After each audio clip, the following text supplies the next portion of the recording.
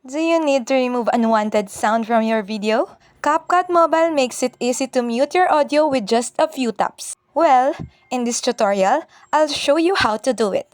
Let's get started. The first step is to open CapCut app on your mobile device and tap New Project. Select the video or photo that you want to edit from your gallery. Then tap Add to import it in the editing timeline.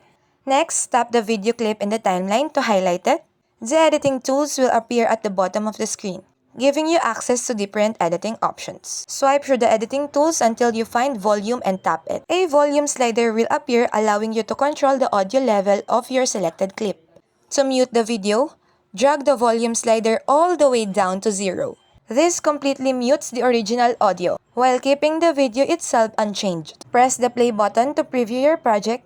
You should see that the video playing without any original sound. And that's how you mute audio in CapCut Mobile. Silence the noise and let your creativity shine. Don't forget to like, share, and subscribe. Thank you for watching and happy editing. God bless.